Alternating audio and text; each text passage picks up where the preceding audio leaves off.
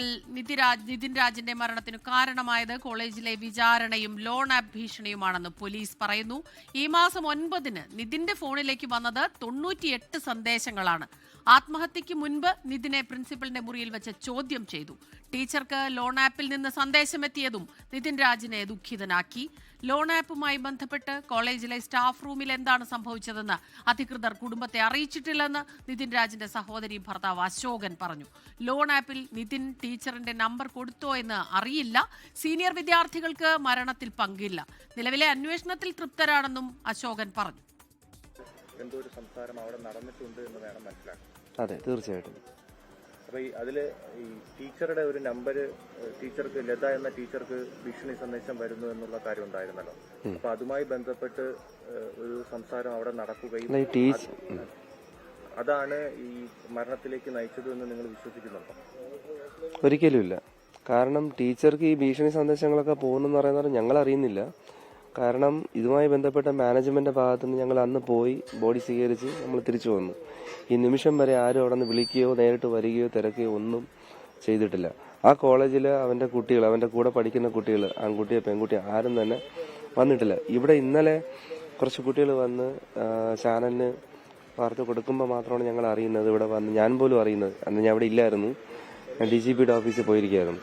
അപ്പോൾ ഇങ്ങനെ കുട്ടികൾ വന്നെന്നും സംസാരിച്ചെന്നും ഞാൻ അറിഞ്ഞു. അതോടൊപ്പം രാവിലെ കോളേജിൽ സീനിയർ വിദ്യാർത്ഥികൾ അവിടെ പ്രതിഷേധമൊക്കെ ചെയ്യുന്നുണ്ടെന്നും ഞാൻ അറിഞ്ഞു. ഈ ലോൺ ആപ്പുമായി ബന്ധപ്പെട്ട് നിങ്ങൾക്ക് എന്താ പറയാനുള്ളത്? അതായത് ടീച്ചറിന്റെ നമ്പർ കൊടുത്തു, രജിസ്റ്ററിൽ കൊടുത്തു എന്ന് പറഞ്ഞല്ലോ, അതിലെന്താണ് നിങ്ങൾക്ക് പറയാനുള്ളത്? അതിൽ ഈ എന്റെ കുറച്ച് അറിവുകൾ വെച്ച് ഞാൻ പറയാം. ഈ ലോൺ ആപ്പിൽ ഒരു പക്ഷേ ഈ മാമിന്റെ അവൻ അറിയാവുന്ന ഒരാളുടെ നമ്പർ ആയിരിക്കും ചോദിച്ചിട്ടുണ്ടാവുക റെഫറൻസ് ആയിട്ട് വെക്കാനായിട്ട്. 1-2 ആളുടെ പേര് ചോദിക്കും, പേരും ഫോൺ നമ്പരും. അപ്പോൾ ടീച്ചറിന്റെ മാമിന്റെ നമ്പർ കൊടുത്തിട്ടുണ്ടാവും ചിലപ്പോൾ ഒരു പക്ഷേ.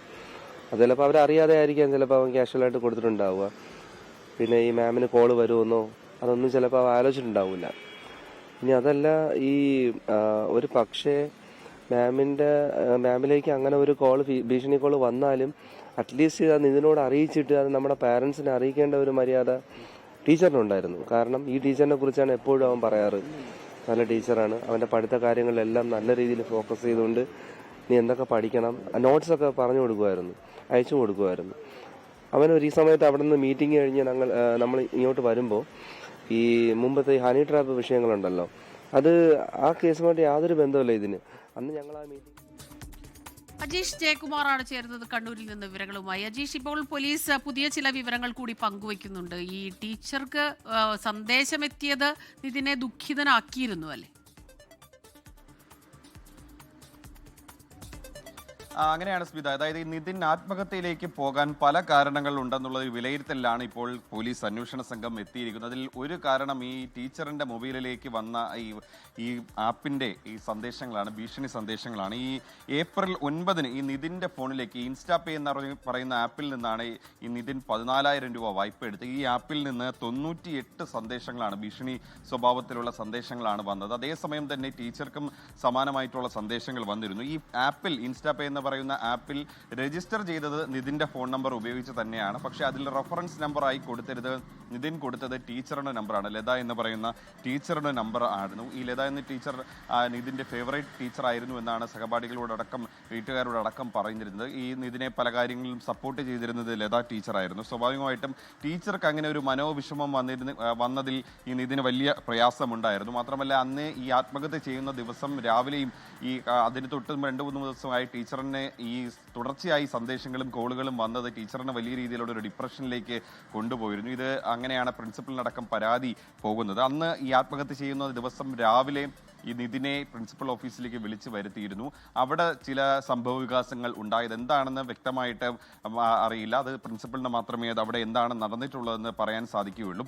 എന്തായാലും അവിടെ നടന്ന സംഭവങ്ങൾ കുറച്ചുകൂടി മനോവിഷമത്തിലേക്ക് തള്ളിവിടുകയും ഈ ടീച്ചർ ഈ സൈബർ സെല്ലിന് പരാതി കൊടുക്കാൻ ഒരുങ്ങുന്നു എന്ന വിവരം കൂടി അറിഞ്ഞതോടെ ഈ നിതിൻ കൂടുതൽ കടുത്ത മാനസിക വിഷമത്തിലേക്ക് പോവുകയും ആത്മഹത്യ ചെയ്തു എന്നുള്ളൊരു എന്നൊരു നിഗമനത്തിലാണ് പോലീസ് ഉള്ളത്. അങ്ങനെ പല കാരണങ്ങൾ, അതായത് ഈ റാം എന്ന് പറയുന്ന അധ്യാപകന്റെ ഹരാസ്മെന്റ് കഴിഞ്ഞ് കുറേ മാസങ്ങളായിട്ട് തന്നെ റാം നേരിടുന്നുണ്ട്.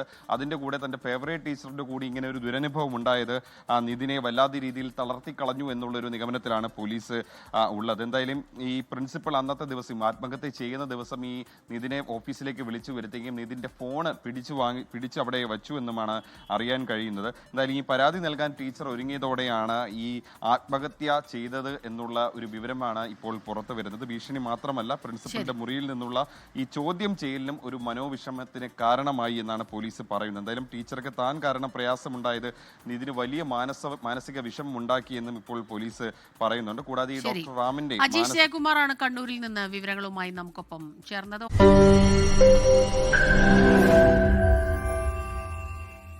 ലോകത്തെവിടെയായാലും ഏത് സമയത്തും 24 വാർത്തകളും ഓഗ്മെന്റഡ് റിയാലിറ്റി പാക്കേജുകളും എക്സ്പ്ലെയിനറുകളും വിശദമായി കാണാൻ ഞങ്ങളുടെ യൂട്യൂബ് ചാനൽ നിങ്ങൾക്ക് സബ്സ്ക്രൈബ് ചെയ്യാം.